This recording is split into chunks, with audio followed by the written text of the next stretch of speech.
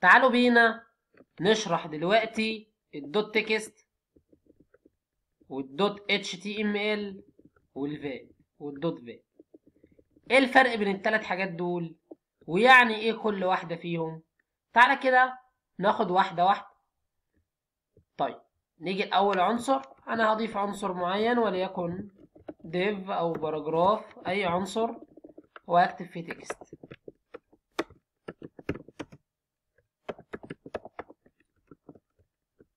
وهديله كلاس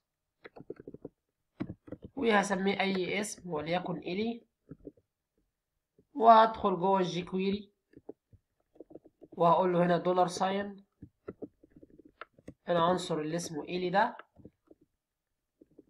دوت، هو ده كلاس، فهقول له هنا دوت تكست.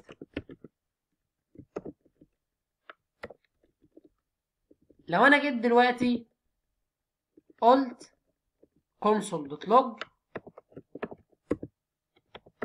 الكلام ده، يعني اطبع لي الالي دوت تكست. الدوت تكست ده يعني هات لي المحتوى اللي جوه العنصر. تعالى كده نشوف. تعالى نعمل ريفرش، نفتح شاشة الكونسول، نعمل ريفرش تاني. شاشة الكونسول هي فاضية. اعمل ريفرش.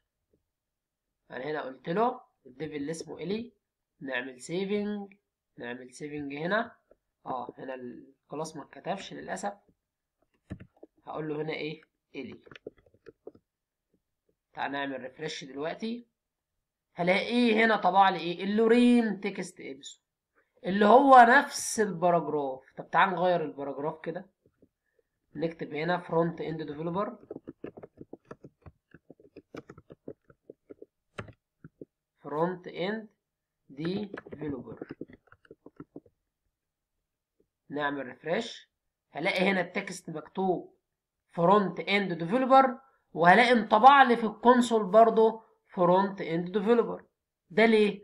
لان اصلا يعني دوت تكست ده بيريتيرن بالشكل ده كده، بيعمل لي ريتيرن للفاليو اللي موجوده جوه العنصر ده او للنص اللي موجود جوه العنصر ده. طب تعالى كده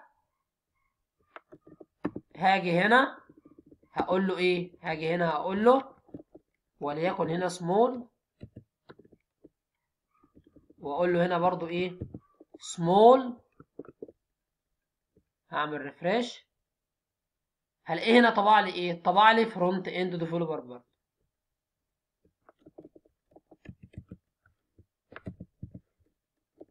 يبقى انا كده دلوقتي ايه؟ ضفت جوه الباراجراف تاج اسمه سمول، وجوه التاج نص معين. هلاقيه برضو. تعال نعمل كده ريفرش. هلاقيه هنا عمل لي ايه؟ طبع لي الكلام اللي موجود جوه العنصر ده ببساطة خالص. طيب ايه الفرق بين الدوت تكست والدوت اتش تي ام ال؟ تعال هنا نقول دوت اتش تي ام ال ونشوف ايه الفرق. هلاقي ان الفرق ان الدوت اتش تي ام ال بيرجع لي كل اللي موجود جوه العنصر حتى التاجات. يعني عشان هو دوت اتش تي ام ال بيرجع لي حتى التاج، حتى يعني التاج حتى ده بيرجع معايا اللي هو تاج السمول. طب لو انا جيت دلوقتي جوه تاج الديف ده او جوه تاج الباراجراف، هشيل السمول واضيف جواه وليكن باراجراف تاني،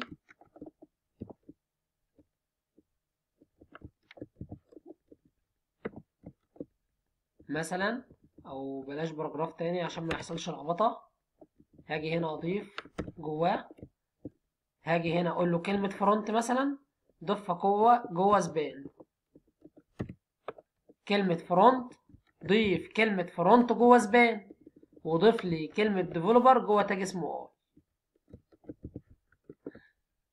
يبقى انا عندي كده الباراجراف جواه النص ده، نص وجواه تاجات. لو انا جيت هنا بقى قمت قايل له ايه؟ لو انا جيت في الحالة دي قلت له دوت تكست، هلاقيه عمل ايه؟ هلاقيه هنا طبع لي النص التكست فرونت اند ديفلوبر من غير تاجات. طب التاجات راحت فين؟ مش موجودة. يبقى الدوت تكست بيرجع لي النص فقط، لكن دوت اتش تي ام ال هيرجع لي النص والتاجات اللي موجودة. بالفعل رجع لي كل اللي جوه العنصر ده. يعني دوت اتش تي ام ال بقول له ايه؟ خد بالك انا عايز جوه يعني العنصر الالي ده دوت اتش تي ام ال، يعني كل اللي جواه حتى تاجز الاتش تي ام ال برضه ايه؟ اظهرها معايا. طبعا انا كده دلوقتي عملت جيت للفاليو. يعني ايه جيت؟ الثلاث حاجات دول بقدر اعمل منهم عمليتين. العمليه الاولى اسمها الجيت، ان انا بجيب عناصر، ان انا بجيب الفاليو. طب انا عايز اعمل بقى ست. يعني ايه ست؟ يعني عايز ادي فاليو. تعالى كده نشيل الكلام ده خالص. هاجي هنا اقول له ايه؟ هقول له والله الالي ده مكتوب فيه فرونت اند ديفلوبر. انا عايز اعمل ايه؟ عايز اضيف بوتون. عايز اضيف بوتون، او بلاش نضيف بوتون دلوقتي. هاجي هنا هقول له عشان الموضوع بس يبقى بسيط، هقول له العنصر اللي اسمه الي ده اديله كلاس، او اديله الفانكشن اللي اسمها دوت تكست، وهاجي جوه هنا هديله نص معين، وليكن هقول له هنا باك اند ديفلوبر. تعالى كده نشوف، هلاقي هنا مكتوب ايه؟ فرونت. لا، تعالى نعمل بقى ريفريش. هو كان مكتوب فرونت اند، يعني في ال HTML زي ما هو موجود قدامنا اهو فرونت اند ده في ال HTML. اجي اعمل ريفريش هلاقي مكتوب باك اند. طب فين فرونت اند اللي فاتت؟ فرونت اند اللي فاتت خلاص اتغيرت عن طريق الجي كويري، غيرناها عن طريق الجي كويري لباك اند، للنص ده الباك اند ايه؟ ديفلوبر. طيب لو احنا جينا دلوقتي وقلنا وجيت كتبت انا هنا هقول له بي، تاج البي اللي بيخليني النص بولد. يعني انا كده بقول له ضيف لي ده جوه مين؟ ضيف لي ده كتكست جوه العنصر اللي اسمه الي. هاجي اعمل ريفريش هلاقيه فعلا ضافهولي جوه العنصر، بس هو اعتبر التاجات اكنها نص. يعني اعتبر التاجات ديت اكنها نص. طب احنا مش عايزين كده، احنا عايزينه يتعرف على تاج ال HTML، يعني يكتب لي الكلام ده بخط بولد. خلاص، يبقى انا هنا مش هستخدم دوت تكست، هستخدم دوت HTML. عشان يتعرف على تاجات ال HTML هستخدم دوت HTML. يعني انا كده بقول له ايه؟ بقول له اعمل لي بقى العمليه الثانيه اللي احنا قلنا عليها، السيتنج. اعمل لي عمليه سيتنج، عمليه الست. يبقى انا كده قلت له اعمل لي عمليه ايه؟ عمليه سيت للعنصر او للفاليو اللي جوه العنصر. يبقى هو كده هيريكوجنايز ايه؟ التاجات. وبالفعل هلاقيه دلوقتي الكلام ده بقى بولد. لو انا جيت في الاليمنت هلاقي هنا ضاف لي ايه؟ هلاقي هنا ضاف لي تاج بولد وجواه باك اند ديفلوبر، وهو اصلا في الاساس كان يا دوب نص فرونت اند ديفلوبر ومن غير تاج بي كمان، لكن ضفنا الكلام ده عن طريق الجي كويري. قدرنا نضيف الكلام ده عن طريق الجي كويري.